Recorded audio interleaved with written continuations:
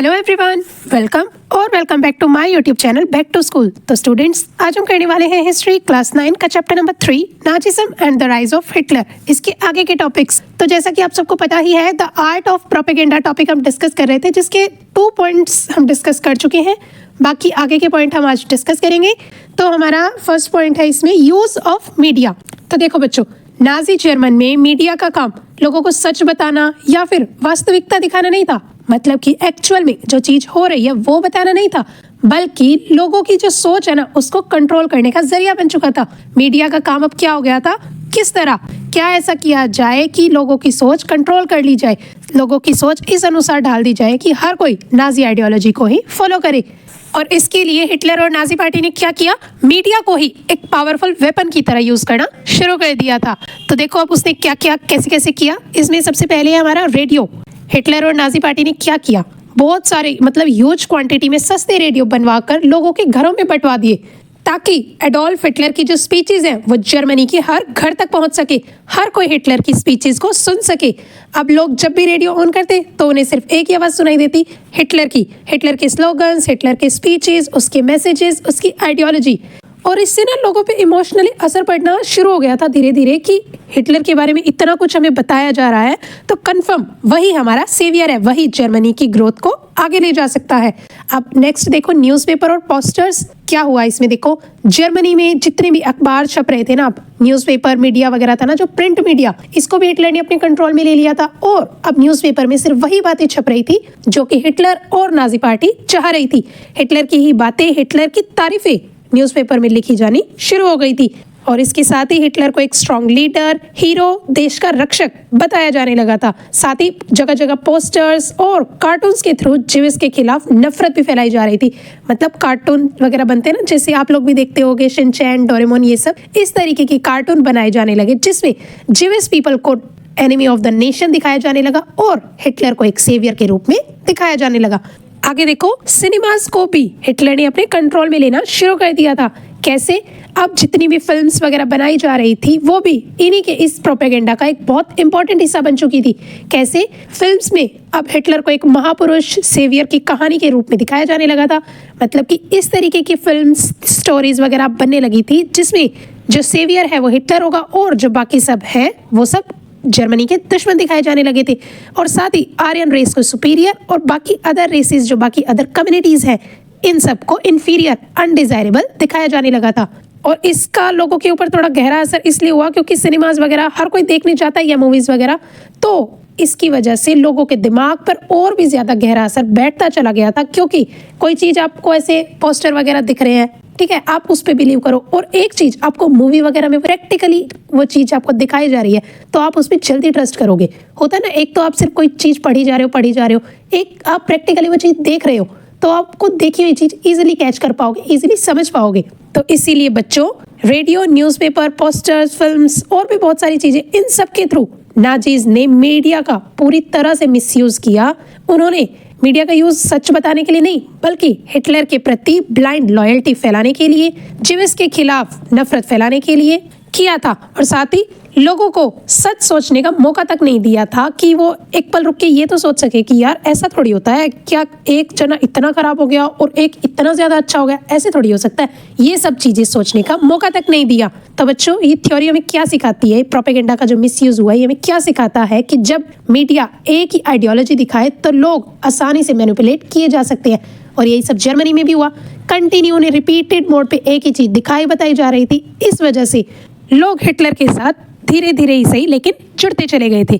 आगे समझ, आगे देखो हमारा नेक्स्ट टॉपिक क्या है इसमें, मास रैलीज एंड सिंबल्स। तो बच्चों देखो, नाजी प्रोपेगेंडा सिर्फ रेडियो, न्यूज़पेपर यहाँ तक सीमित नहीं था, बल्कि हिटलर ने लोगों के इमोशंस को जगाने के लिए मास रैलीज और सिंबल्स, इसका भी बहुत ज्यादा यूज किया। अब कैसे यूज किया, आओ देखते हैं। इसमें एक पॉइंट दिया गया है हमें, लार्ज रैलीज, मतलब एक्साइटमेंट और यूनिटी का माहौल बना दो। कैसे, नाजीज जो है ये बहुत बड़े बड़े मास रैलीज ऑर्गेनाइज करते थे, जैसे न्यूरमबर्ग रैलीज। और इन रैलीज में होता क्या था, हजारों लोगों को एक साथ इकट्ठा किया जाता था और सब लोग सेम यूनिफॉर्म में होते थे, सब एक ही स्लोगन्स बोलते थे, एक ही जैसे नारे लगाते थे। और एक ही डायरेक्शन में मार्च करते थे, मीन्स मार्चिंग करते हुए, नारे लगाते हुए एक ही डायरेक्शन में चलते थे। इससे लोगों को क्या फील होता था कि वो अकेले नहीं है, बल्कि एक बहुत ही बड़ी पावरफुल मूवमेंट का वो लोग हिस्सा है, हम सब एक है, ये वाली भावना वो फैला देना चाहता था।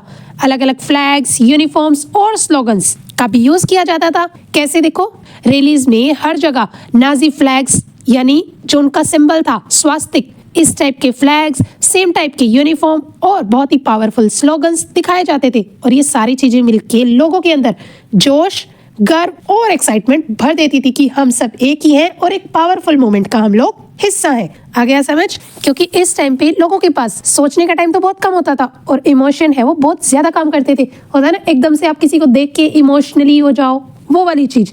इसी वजह से लोग हिटलर को मसीहा और सेवियर के रूप में देखने लगते थे कि हाँ भाई जायज बंदा है, ये सही करेगा जो भी करेगा। तो बच्चों और एक बात, इन रैलीज का जो सबसे इम्पोर्टेंट पार्ट होता था ना, वो था हिटलर का स्टेज पे आना। कैसे मतलब, लाइट, म्यूजिक और क्राउड के बीच एक स्टेज बना के हिटलर की उस टाइम पे एंट्री, हिटलर को मीन्स इस तरीके से प्रेजेंट किया जाता था जैसे वो कोई मसीहा हो, कोई सेवियर हो, जो कि जर्मनी को बचाने आया है, जर्मनी को मुसीबत से बाहर निकालने आया है।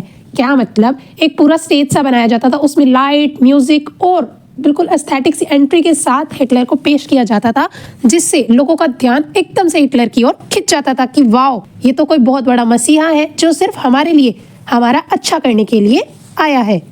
और इस टाइम पे हिटलर जो स्पीचेस देता था ना, वो एकदम इमोशनली होती थी, जिसमें लोगों का वो दर्द, गुस्सा और उम्मीद सबको छू लेता था। लोगों के एकदम दिलों को छू जाती थी उसकी स्पीचेस की, कितना अच्छा कोई बोल रहा है, वो वाली चीज। और इसी वजह से सब लोग हिटलर को अपना रक्षक, अपना सेवियर मानने लग जाते थे। आगे समझ? तो बच्चों देखो, मास रिलीज और सिंबल का मेन एम क्या था कि लोगों को सोचने से ज्यादा महसूस करना सिखाया जाए। इन रैलीज के जरिए वो चीज सक्सेसफुल भी हुई। हिटलर के लिए लोगों के मन में ब्लाइंड डिवोशन पैदा हो गई थी और साथ ही लोगों में नेशनलिज्म और एक्साइटमेंट भर गई थी। ये सारी रैलीज देख के वो लोग इतना इमोशनली हो गए थे और हिटलर को बहुत बड़ा मसीहा मानने लगे थे। तो इस तरह बच्चों हिटलर ने इमोशनली लोगों को अपने कंट्रोल में ले लिया था। आगे समझ? और ये चीज हमें क्या सिखाती है कि जब पॉलिटिक्स इमोशन और सिंबल्स पे चलने लग जाए ना, तो लोग आसानी से मैनिपुलेट किए जा सकते हैं। आ गया समझ?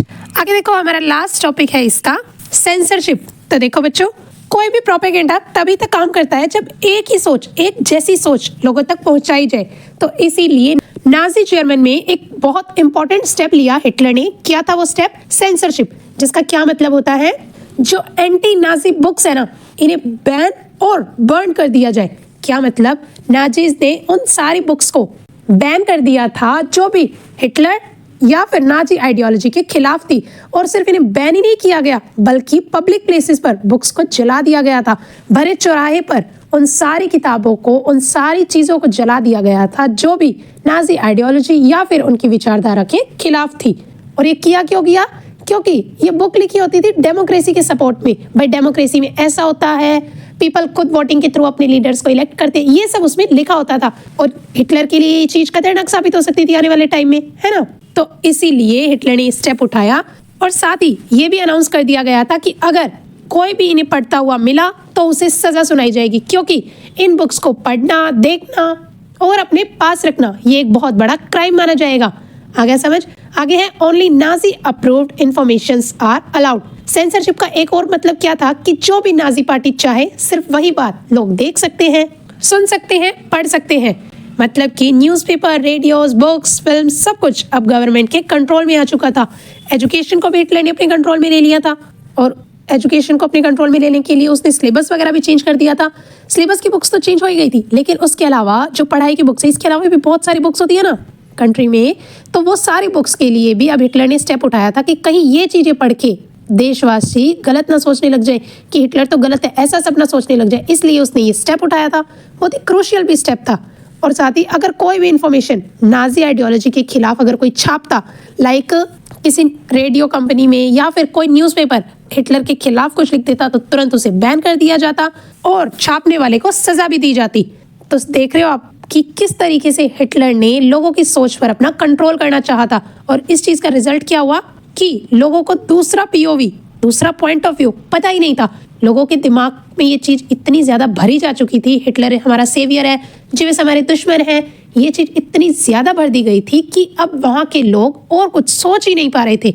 तो बच्चों, जब आप एक ही बात सुनते हो, एक ही बात देखते हो, सब कुछ आपके सराउंडिंग में एक ही चीज के फेवर में बताया दिखाया जा रहा हो, तो धीरे धीरे आप उसे ही सच मान लेते हो।